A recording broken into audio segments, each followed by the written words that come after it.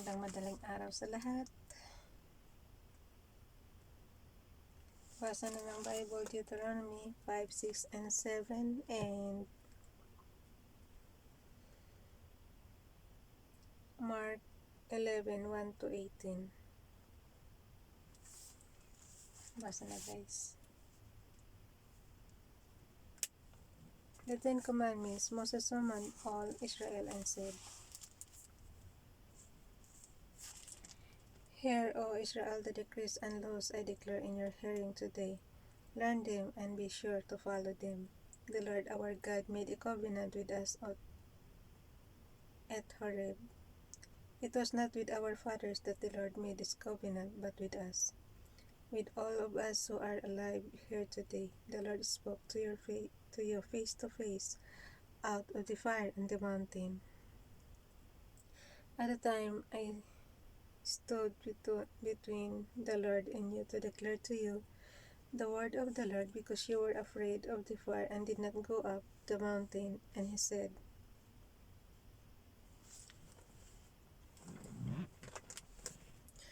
I am the Lord your God, who brought you out of Egypt, out of the land of slavery. You shall have no other gods before me. You shall not make for yourself an idol in the form of anything in heaven above, on the earth beneath, or in the waters below. You shall not bow down to them or worship them, for I, the Lord your God, am a jealous God, punishing the children for the sin of the fathers to the third and fourth generation of those who hate me, but showing love to 1,000 generations of those who love me and keep my commandments. You shall not misuse the name of the Lord your God, for the Lord will not hold any guiltless who misuses his name. Observe the Sabbath day by keeping it holy, as the Lord your God has commanded you.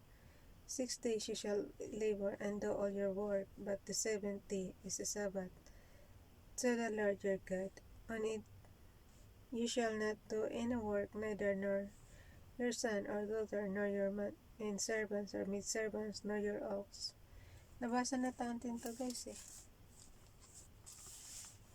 Yung 10 Commandments.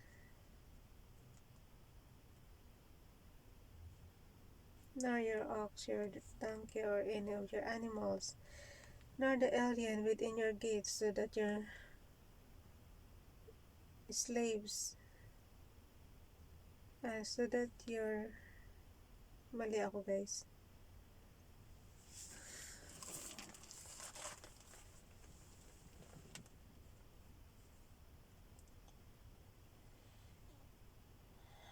Nor your ox, your donkey, or any of your animals, nor the alien within your gates, so that your servants and maidservants may rest as you do. Remember that you were slaves in Egypt, and that the Lord your God brought you out of there with a mighty hand and outstretched arm. Therefore the Lord your God has commanded you to observe the Sabbath day.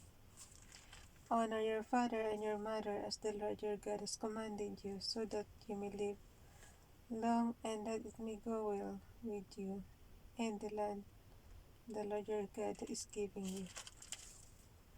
You shall not murder, you shall not commit adultery. Nakalagay guys, you shall not murder, pero panay ang giyera nila. Hindi lang iisang napapatay, kundi 1,000 yan. Verse 17. Complicated masyado sa commandments. Nakalagay kasi, you shall not murder. Paano yung giyera nila? You shall not commit adultery. You shall not steal. You shall not give false testimony against your neighbor. You shall not covet your neighbor's wife. You shall not set your desire on your neighbor's house or land, his servants or maidservants, his ox or donkey, or anything that belongs to your neighbor.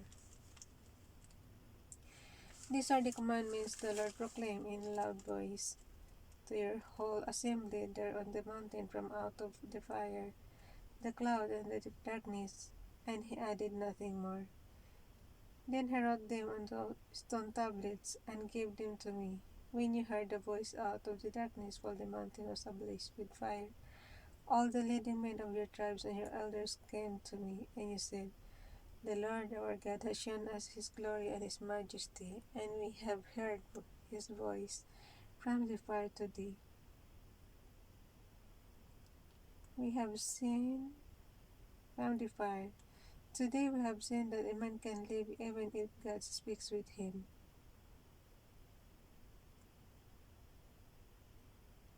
But now, why should we die? This great fire will consume us, and we will die if we hear the voice of the Lord our God any longer.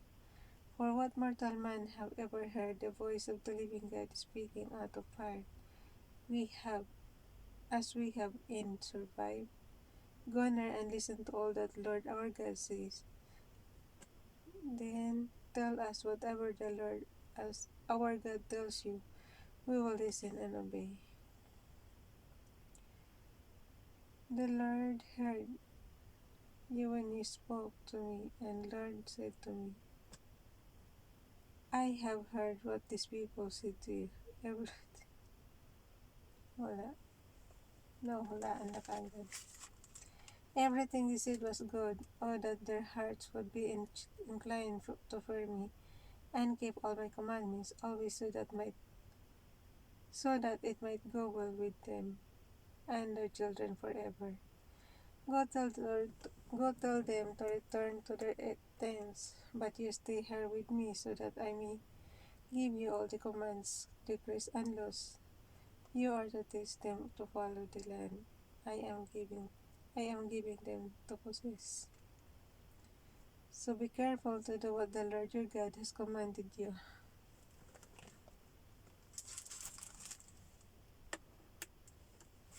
Nilalapit ko kasi hindi ko na makita kasi sa antok pa tayo.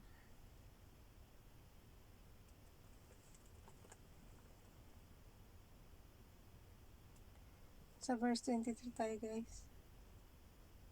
When you heard the voice out of the darkness while the mountain was ablaze with fire, all the leading men of your tribes and your elders came to me, and I said, the Lord your God has shown us his glory and his majesty, and we have heard his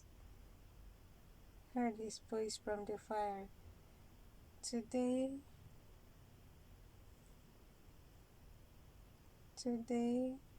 we have seen that man can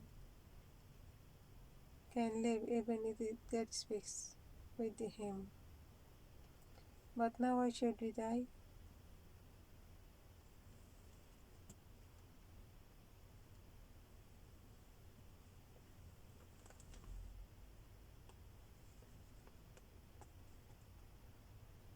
Nawala na ako. Sa verse 24 tayo guys. And you said, the Lord our God has shown us his glory and his majesty, and we have heard his voice from the fire. Today we have seen that a man can live even if God speaks with him. But now, why should we die? This great fire will consume us, and we will die. If we hear the voice of the Lord our God any longer, but the mortal man has ever heard the voice of the living God speaking out of the longer. For what mortal man has ever heard the voice of the living one speaking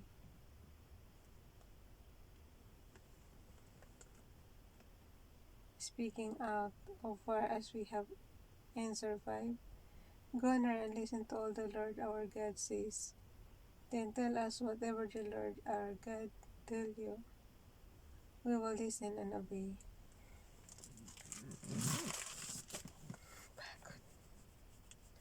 Ito lang mahirap pagkagabi guys. Talagang antok ang kalaban.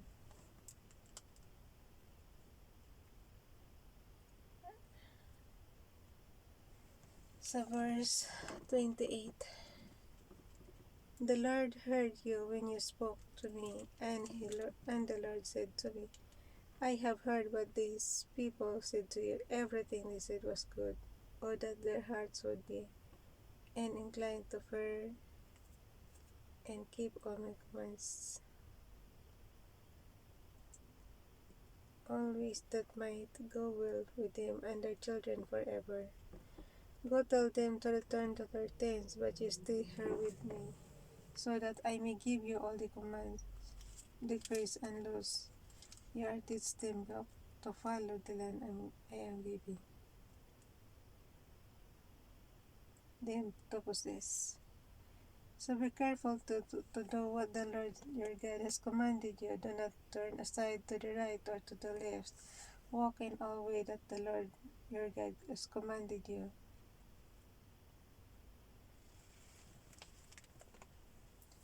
so that you may live and prosper and prolong your days in the land that you will possess. Chapter 6. Love the Lord your God.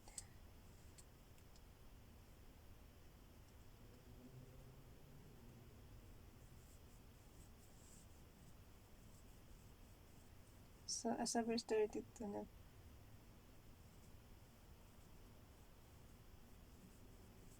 sa chapters, babalikan ko natin yung 32.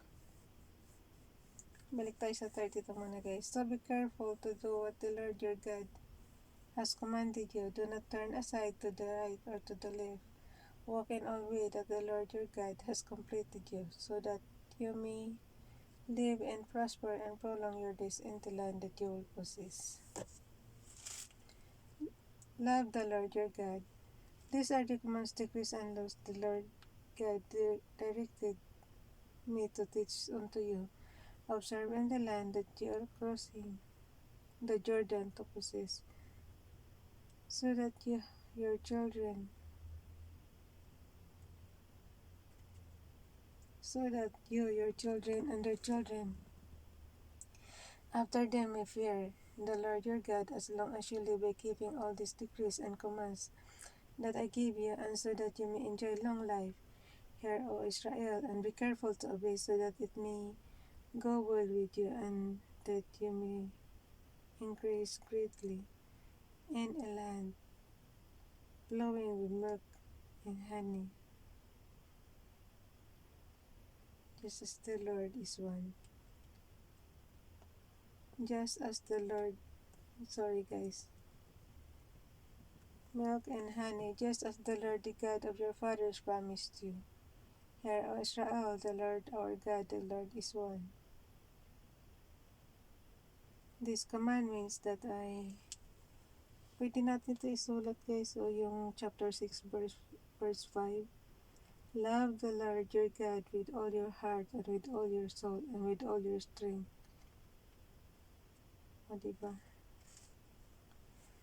Verse 6. This communication that I give you today are to be upon your hearts.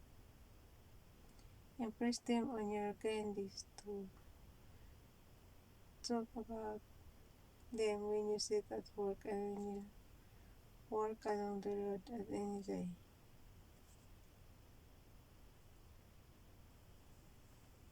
When you lie down, and when you get up, tie them a symbol on your hands.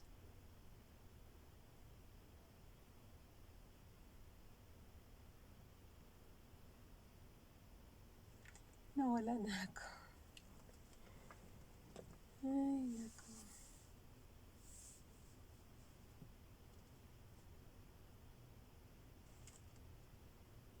Ulitin na lang kaya muna natin yung verse 7. Nawala na ako guys eh. Impress them on your children, talk about them when you sit at home, and when you walk along the road, when you lie down, and when you get up. Tie them, sa verse 8 pala yun, tayo na hinto. Tie them as symbols on your hands and blind them on your feet. Write them on the door frames of your houses and on your gates. When the Lord your God brings you into the land he swore to your fathers, to Abraham, Isaac, and Jacob, to give you a land a land with large flourishing cities. You did not build.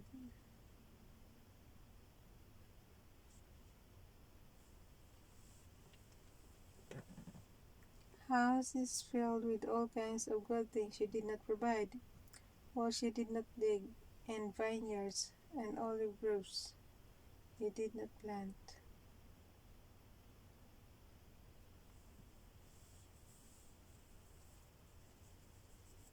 Kati. Lagi ako nawawala. Antok na kasi guys eh. Diba?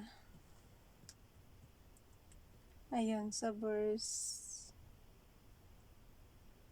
11, yung dolo. You didn't plant. Then when you eat and eat, when you eat and are satisfied, be careful that you do not forget the Lord who brought you out of Egypt, out of the land of slavery. Fear the Lord your God, serve him only. Fear the Lord your God, serve him only. And take your oaths in his name. Do not follow other gods, the gods of the peoples around you. For some,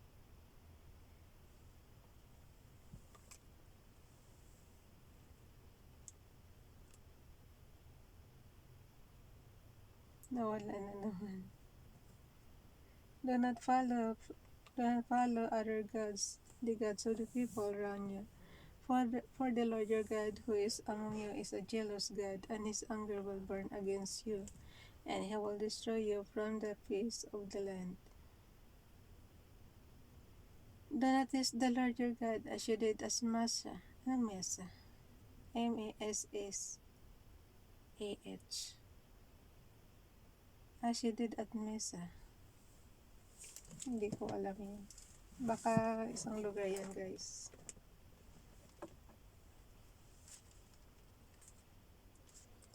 Be sure to keep the commands the Lord your God.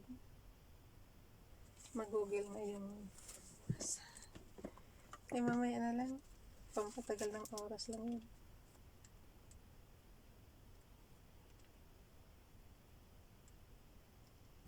Excuse me.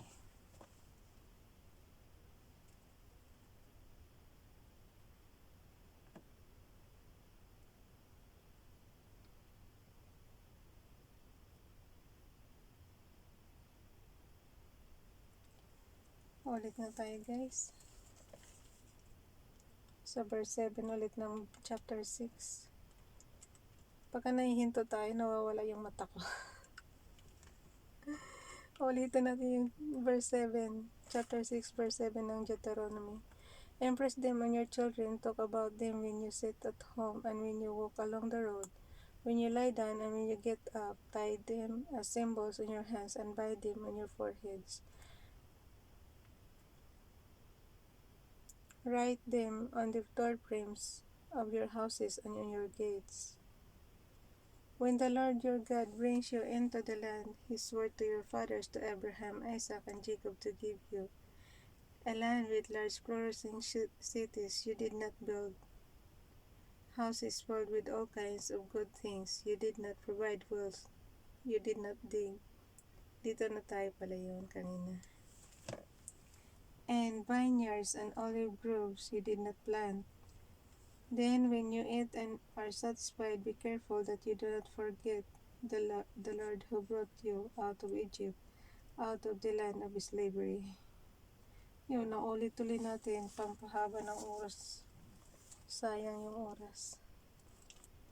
For the Lord your God, serve him only and take your oaths in his name. Do not follow other gods, the gods of the peoples around you.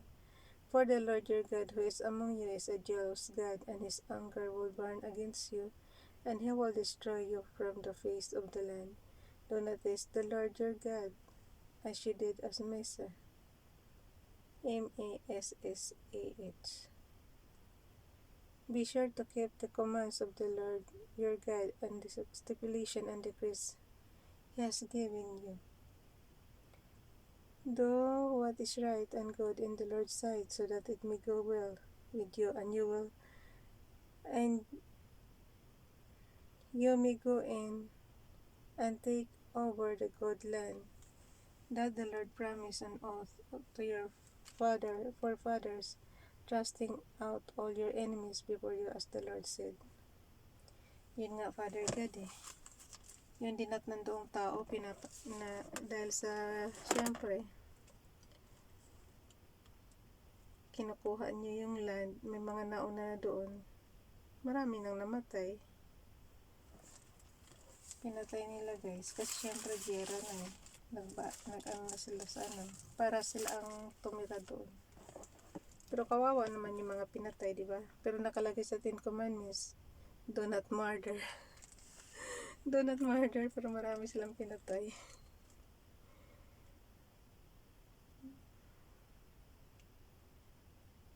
In the future, when your son asks you, what is the meaning of the stipulations, decrees, and laws the Lord our God has commanded you? Tell him we were slaves of Pharaohs in Egypt, but the Lord brought us out of Egypt with a mighty hand. Ayan, nabanggit na naman yung Egypt. Lagi ko rin sinasabi, sino ba ang God ng Egypt? Bakit hindi nila kinonvince na maging Father God din si ano, yung God natin, yung ano nila Moses nung araw.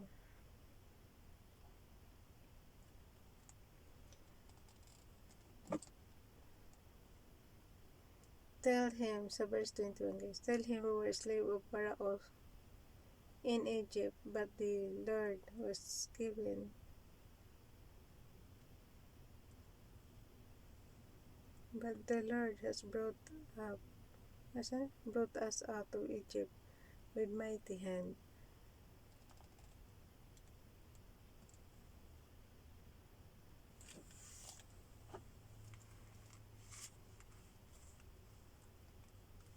Before your eyes, Lord.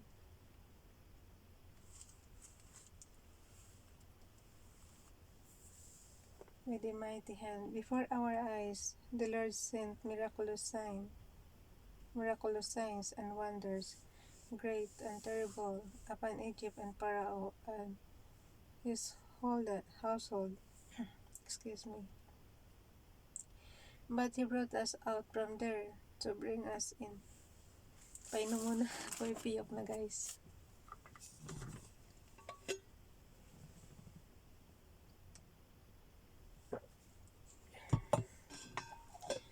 Kaya ako talaga humahanga sa mga magagandang boses kasi ito nga tayo pag nagbabasa pumipiyok na. Hindi pa tayo kumakanta. Kaya swerte yung magagandang boses guys. Gifted sila.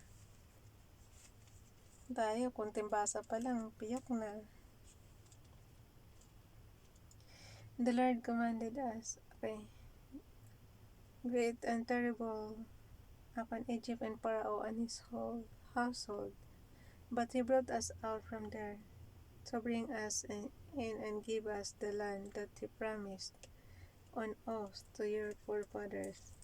The Lord commanded us to obey all.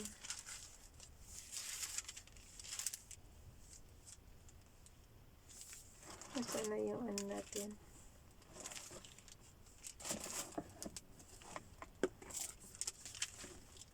The Lord commanded us to obey all these decrees and to fear the Lord our God, so that we might always prosper and be kept alive, as is the case today.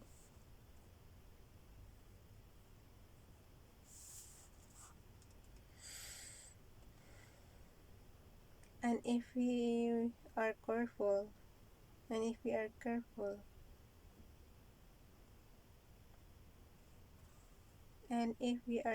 to obey all this law before the Lord our God, as He has commanded us, that will be our righteousness. Sa chapter 7 tayo guys.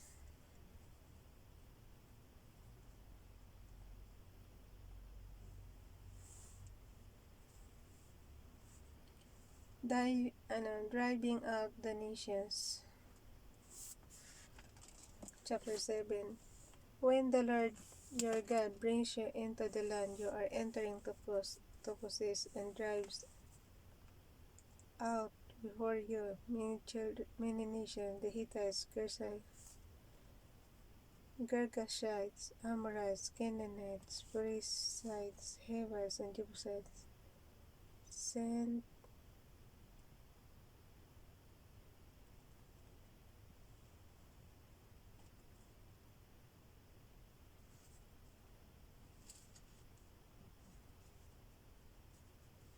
nawala na. Amorites, Canaanites, Perizzites, Hivites, and Jebusites, 7 nations larger and stronger than you. And when the Lord your God has delivered them over to you, and you have defeated them, then you must destroy them totally. Make no treaty with them, and show them no mercy. Do not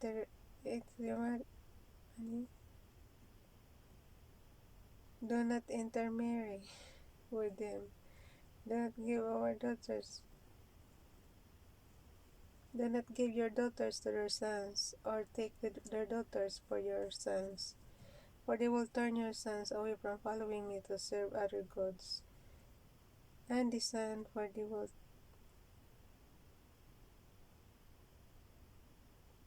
and the Lord's anger will burn against you and will quickly destroy you. This is what you are to do.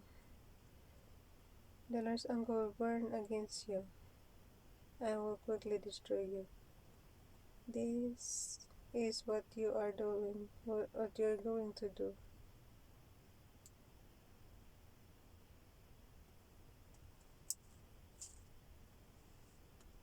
This is verse 5, guys. This is what you are to do to them. Break down their altars, smash their sacred stones, cut down their Asherah poles, and burn their idols in the fire.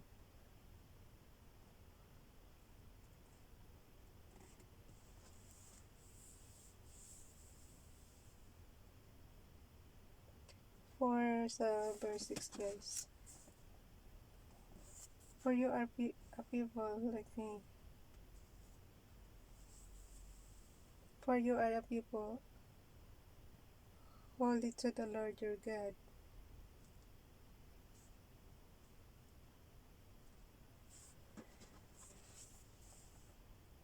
For you are people holy to the Lord your God.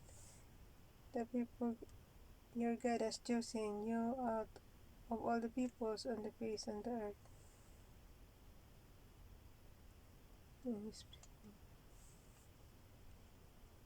Earth to be. So verse 6, guys. For you are people holy to the Lord your God. The Lord your God has been choosing you at all times. Of these people abandon, eh?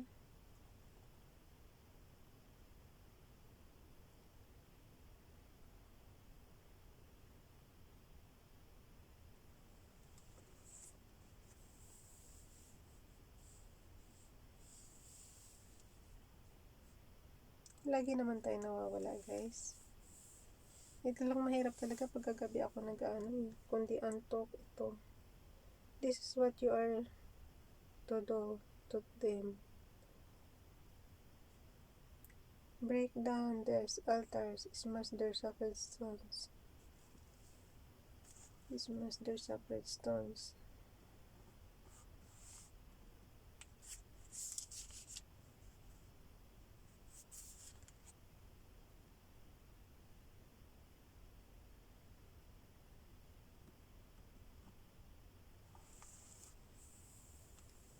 Nawala na naman ako.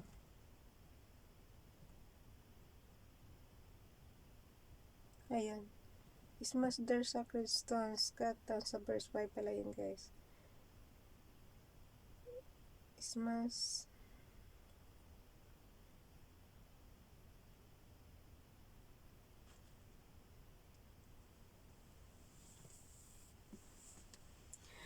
Antok na.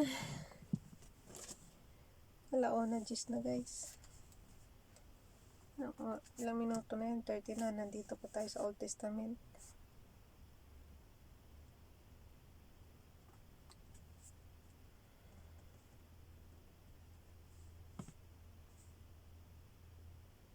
Nakalagay, break down their altar sa verse 5 guys ha.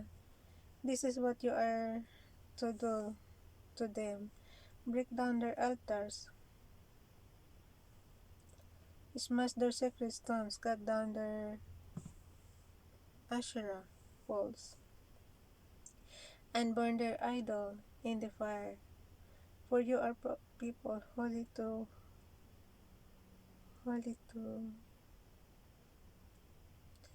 for you are, nakalagay sa verse 6 guys. For you are a people holy to the Lord your God. The Lord your God said, the Lord your God has chosen you of all the banquets.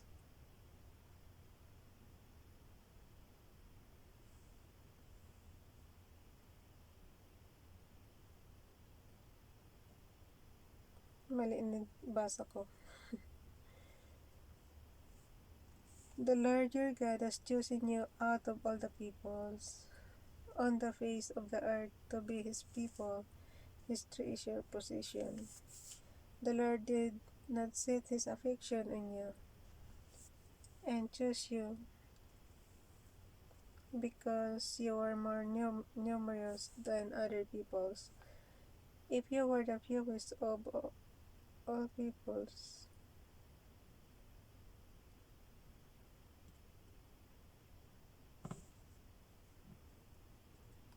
antok na. Konti na lang.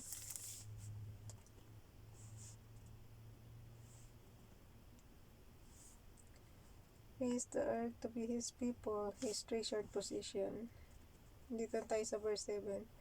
The Lord did not set his affections on you and chose you because you were more numerous than other peoples. For you were the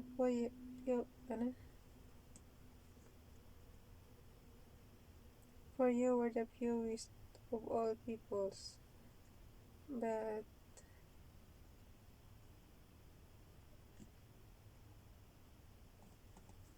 ayoko na. Ang hirap talaga magbasa ng ganitong oras, guys. Grabing pahirap sa mata. Ayoko lang kasi talagang gumising ng maaga mamaya. The Lord did not set his affection on you. Sa verse 7 ulit, balikan natin. Chose you because you were more numerous than other peoples, for you were the fewest of all peoples. But it was because the Lord loved you and kept the oath he swore to your forefathers, that he brought you out with a mighty hand and redeemed you from the land of slavery, from the power of Pharaoh, king of Egypt. Know therefore that the Lord your God, he is the faithful God, keeping his covenant of love 1,000 generations of those who love him and keep his commands. But those who hate him will repay to their face by destruction. He will not be slow to repay to their face those who hate him. Therefore take care to follow the commands, decrees, and laws I gave you today. If you pay attention to these laws and are careful to follow them, then the Lord your God will keep his covenants of love with you, as he swore to your forefathers. He love you and bless you.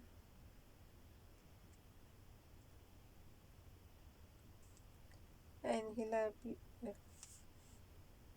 will love you, will keep his covenant of love with you. As he swore to your forefathers, he will love you and bless you, and increase your numbers. He will bless the fruit of your womb, the crops of flocks, the crops of flocks, the crops of your land. Kaya ako nagtaka eh. Mm. Sabi ko, the crops of flocks, the crops of your land pala yan, guys. Ano na talaga yung mata ko. Doble-doble na. Your grain, your wine, and all the calves of your herds, and the lambs of your flocks. Ayun. And the land that he swore to your forefathers to give you.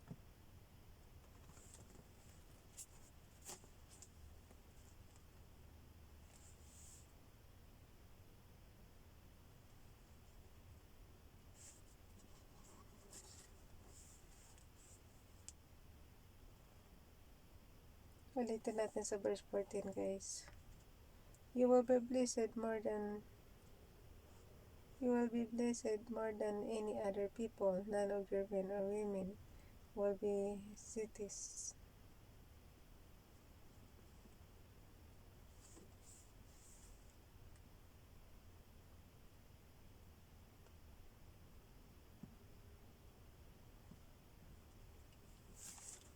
Ulit-ulit. Ano ba yan? You will be blessed more. Sa 14 ulit na tayo. You will be blessed more than any other people. None of your men or women will be childless, nor any of your livestock without young. The Lord will keep you free from every disease. Ay, keep na po. Keep free na po kami sa COVID-19, please. I will not inflict you. I will not inflict you.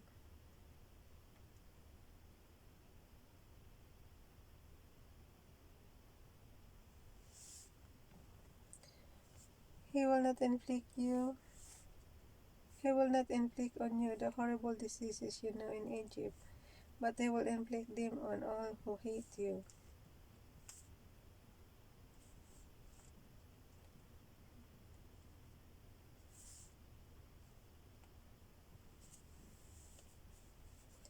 But he will inflict them on all who hate you. You must destroy all the peoples.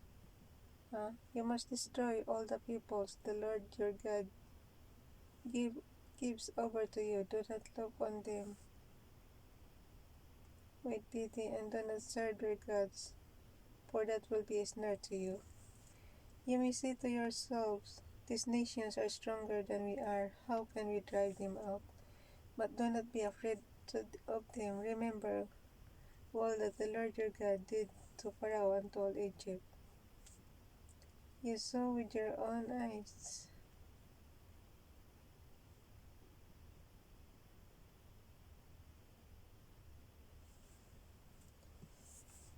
Ulit-ulit sa 17.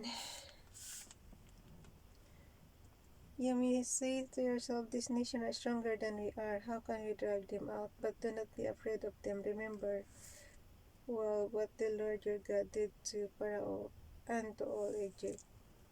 You saw with your hands nothing. You saw with your own eyes. You saw with your own eyes the great trials, the miraculous,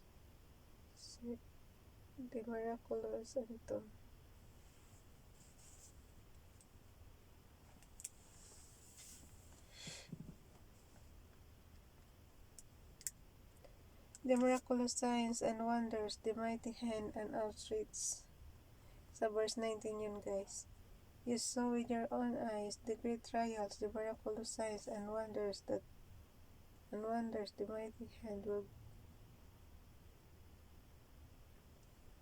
mighty hand and out, outstretched arm with which the Lord your God brought you out. The Lord your God will do the same to all the peoples you now fear. Moreover, the Lord your God will send a hornet among them until even the survivors who hide from you have perished. Do not be terrified by them, for the Lord your God who is among you is a great and awesome God. The Lord your God will drive out those nations before you little by little. You will not be allowed to eliminate them all at once, or the drought or the wild animals will multiply around you. But the Lord,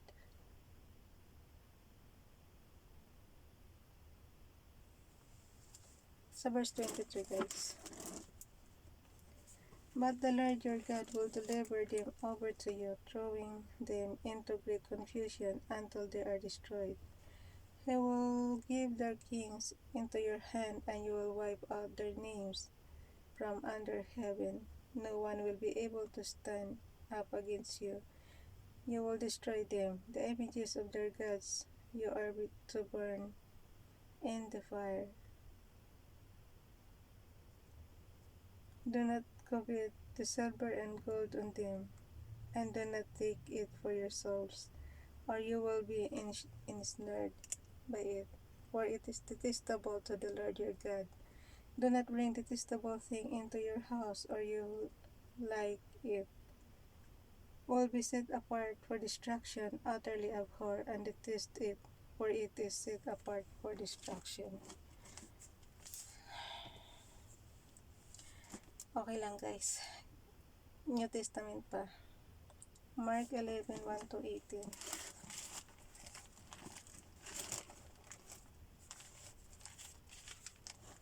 Mark.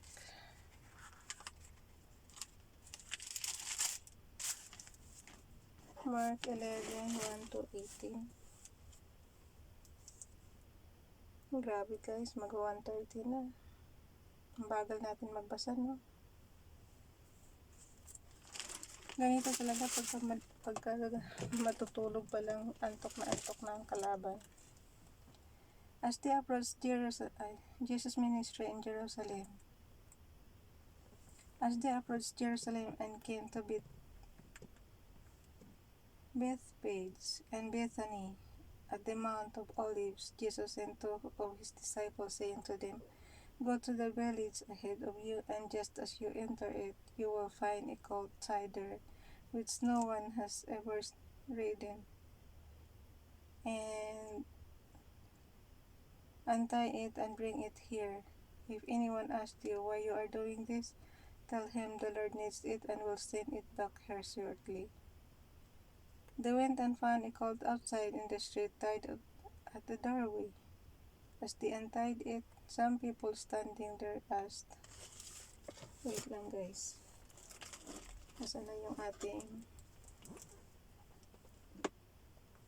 nawala? Sandali ha.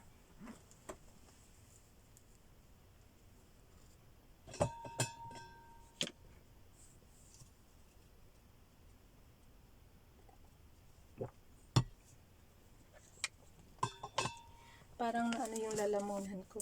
Parang pagod na pagod.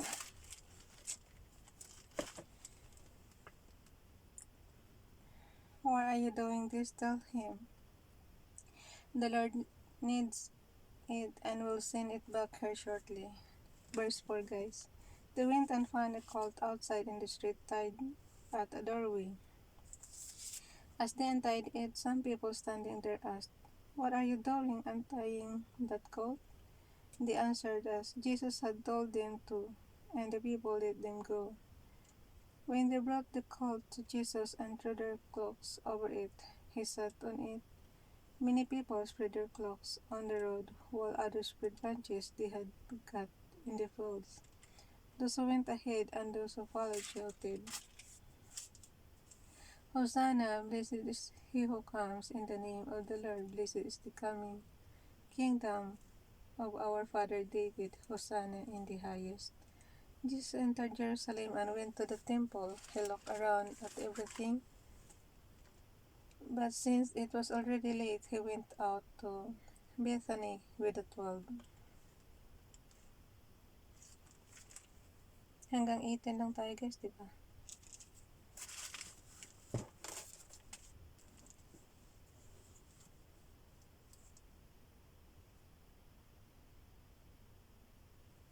Hanggang 18. Baka kasi sumubra eh. Hirap na nga tayo magbasa, susubra pa tayo eh. Just entered Jerusalem in the temple. He looked around at everything, but since it was already late, he went out to Bethany with the 12. Jesus closed the temple again. The next day, as they were leaving Bethany, Jesus was hungry, seeing in the distance a fig tree and leaf. He went to find out if it had any fruit. When he reached it, he found nothing but leaves, because it was not the season for figs. Then he said to the tree, "Ay, nabasa na rin natin to. May no one ever eat fruit from you again." And his disciples heard him say, on reaching Jerusalem, Jesus entered the temple area and began driving out those who were buying and selling there. He overturned the tables of the money changers and the benches of the selling doves, and would not allow anyone to carry merchandise through the temple courts. And as he taught them, he said, "Is it not written, 'My house will be called a house of prayer for all nations'? But you have made it a den of robbers." The chief priests and the teachers of the law heard this, and began looking for a way to kill him, for they feared him, because the whole crowd was amazed and at his teaching. Okay guys, tama na. Thank you, Father God, sa strength kahit paano nakatapos. Bye everyone, God bless.